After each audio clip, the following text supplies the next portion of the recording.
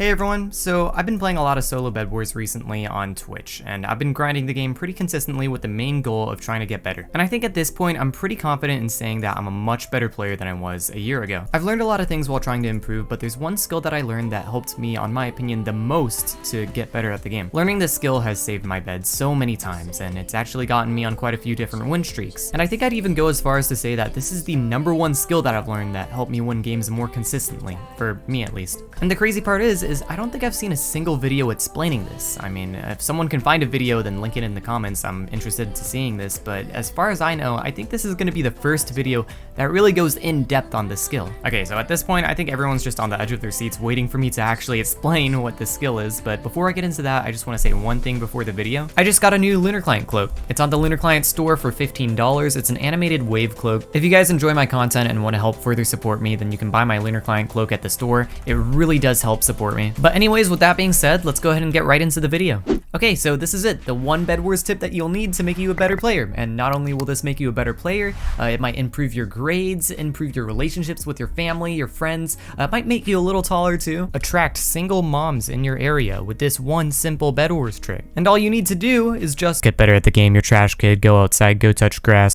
I'm so sorry, it's a joke, just don't click off the video, please. Anyways, the one tip that I'm talking about is scoreboard utilization. It sounds simple, but trust me, there is a lot to unpack, so let me explain. When I say scoreboard utilization, I'm talking about using the scoreboard to help keep your bed alive, and you can use it to really help you. But before we get straight into that, we need to talk about Bedwars maps. So when you play solo Bedwars, your very first step is to take out your first rush, which is the first team that you fight, and most people know this. Depending on what map you play, your first rush changes, and there's 3 different types of Bedwars maps. The first type are side rush maps, and that's when your first rush is directly to the left or right of you. I'll show some examples on screen as well as listing out every single map in the current Bedwars rotation that is a side rush map. The second type is what I like to call forward rush, and I don't see very many people calling it that, but for forward rush maps, you bridge out to the diamond gen that's in front of you, and then you bridge to the base that's on the left or right of that diamond gen. I don't know if forward rush is like the best name for it, but it's the name that I'm gonna give it for now, for the sake of this video. And then the last type of map are diagonal rush maps, and on these maps, your first rush is behind and diagonal to your base. Most maps, at least in the current rotation, are either side or forward rush maps, and there's barely any diagonal rush maps. And I'll once again list out all the current maps in the Bedwars rotation that are diagonal rush maps. Anyways, the reason why it's important to know all of these types of maps is because depending on the map that you play, that changes your first rush. For example, if you're playing on Lighthouse and you're red team, your first rush is going to be blue team. However, if you're on red team and the map you're playing on is Speedway, then your first rush is going to be gray team. So let's now get into your scoreboard and why it's so important. On your scoreboard, every single team is listed out, but more importantly, the position of each team on your scoreboard reflects the position of each team in game. Here's what I mean. So look at blue team on your scoreboard. You see how red team and green team are right next to it, red's above it and green's below it? In game, if you're on blue team, then red and green team are the 2 bases that are right next to you. You can see what bases are next to you and what bases are next to other teams just by looking at your scoreboard. Now, a lot of people already know this, but they don't utilize this feature to its fullest potential. Because with this knowledge, you can make accurate predictions on when a team is going to try and rush you and take your bed. Let's go over a few examples where I utilize this knowledge on my Twitch. By the way, my Twitch is in the description if you want to go ahead and follow me. I go over a lot of tips and tricks on my Twitch while I stream, so shoot me a follow if you're interested in that. But anyways, I'm on the map Inca and I'm on green team. Your first objective at the start of any solos Bedwars game is to take out your first rush, which for me is yellow. And that's exactly what I do. I take out my first rush.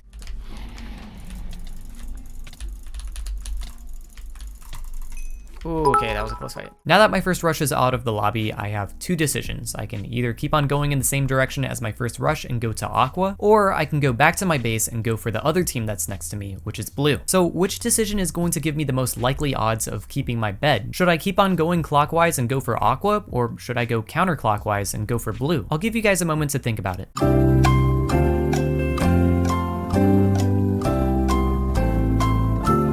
Okay, time's up. Ready for the answer? The correct decision that will most likely help me keep my bed is to go for aqua, and let me explain why. First off, you have to think about every team in the lobby as a pair based off of their first rush. Once again, this changes based off of which type of map you're playing on. In this case, I'm playing on Inca, which is a side rush map. So with that knowledge, you can group every team into a pair. Red and blue are a pair, green and yellow are a pair, aqua and white are a pair, and pink and gray are a pair. If both teams in a pair are alive, then it's likely that both of those teams are gonna focus on each other and nobody else in the lobby. I'm making a deduction that if both red and blue are alive and both of them still have their beds, then none of them are going to go for me. Okay, well, what about other teams? Say Gray is alive and he's going counterclockwise and going to my base from that way. Well, in that case, Gray is going to have to fight Red and Blue before they can get to my base. And it's pretty likely that Gray won't just skip over Red and Blue's bed and go for my bed. They're gonna fight and kill them both before they come for my bed. And if they do that, then I'll be able to see on my scoreboard that both Red and Blue team are no longer in the game. And the last other way someone could rush you is through mid, but early game that is something that is extremely unlikely unless someone is intentionally trying to snipe you and get you out of the game. And this is why the best team to go for is now Aqua, because once again, if the pair of both Red and Blue teams still have their beds, it is very unlikely that I'm going to be rushed from that direction. Now, this game on Inca was actually pretty lucky for me because Red and Blue team turned out to be the last two teams that were alive, besides for myself, which meant for me that for the whole game I could keep on going to each base in a clockwise direction without having to worry about Blue or Red rushing me, even though that Blue was one of the bases that was right next to me. So let's go ahead and look at another game as an example now. So in this game, I'm playing on Orchestra and I'm once again on the green team. Orchestra is another side rush map, so if we're gonna pair every team based off of their first rush, the pairs would once again be Red and Blue, Green and Yellow, Aqua and White, and Pink and Gray. So when the game starts, I go for my first rush, which is Yellow, and I take him out. They did pre-gap though. I got them with the block. I got them stuck. Oh, get the bed. Get the bed. Oh, eat that block. And now I'm left at another decision. Do I keep on going in the clockwise direction and go for Aqua, or do I go counterclockwise and go back to my base and go for Blue and Red? Red team is also faced with the same decision that I have. Do they go clockwise and go for Green, which is me, or do they go counterclockwise and go for Gray? Because Pink and Gray are still fighting each other, he doesn't need to be worried about being rushed by either of them. The most likely thing that he's gonna do is go for Green, which is my base. I predict that he's gonna go for me, and guess what? I see him bridging right to my base. And this is a prediction that I've only made by using the scoreboard. So I fight Red off and I'm able to keep my bed alive. Let's see. Okay, I have to be cautious of Red. Red is a threat. Yep.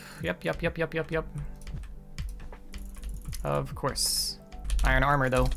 He does have absorption hearts.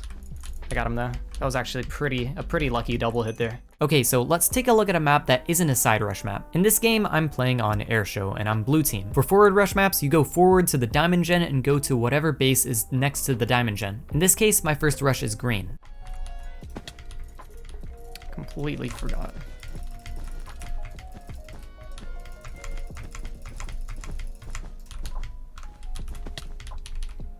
I think that guy's dead. And should have his bed right here. Yep. Hey man.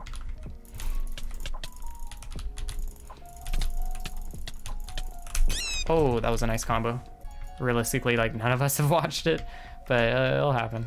I take out green and I go back to the diamond gen, and once again, I'm left at a decision. Do I go to red and gray, which are to the right of my base, or do I go to yellow and aqua, which are in front of my base? Like before, you want to pair up every team based off of their first rush, but it's going to look a little bit different because this is a forward rush map. In this case, the pairs are going to be blue and green, yellow and aqua, white and pink, and gray and red. The two pairs that I have to worry about are red and gray and yellow and aqua. I don't really need to worry about pink or white because they need to take out other teams before they can get to my base unless they decide to go through mid, which is unlikely. So at this moment, I notice that aqua takes yellow's bed. Yellow's still alive, but they're a final. But at the same time, red and gray are both still alive. Because of this, I can deduce that if the game progresses and aqua kills the yellow final, he has a very good chance of making me his next target. And it's because of that knowledge that I choose to go into the direction of aqua and yellow. Eventually.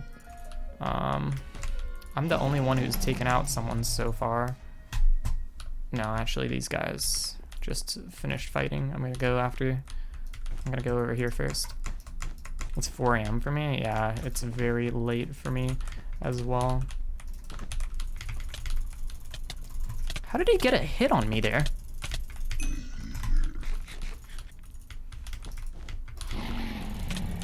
Get into the void, please. Oh, what the heck were those midair hits, dude? That was sort of crazy.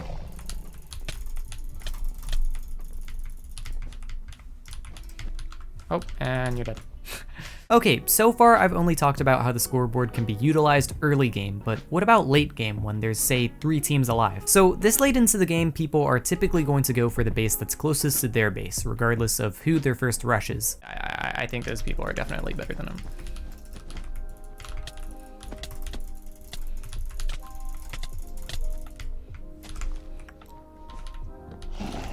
I just killed red and I noticed that there's only 3 teams alive, green, white, and pink, which is myself. I go to blue base and I'm right next to green team, who's still alive, but I also note that my base is right next to white team, who's also still alive. I could rush green, but I realized that white is probably going to go for me while I do that, because white bed is right next to mine and there's only 3 teams left alive in the lobby. So I void, and what do you know, white is bridging right to my base and I kill him before he's able to get my bed. I take out white team and now I'm able to go for green while still having a bed, while if I had not voided earlier, then I would be fighting green without a bed. I'm gonna void. I feel like white is going to most definitely come for me, because right now it's only me, white, and green alive, and I am closer to white than green is.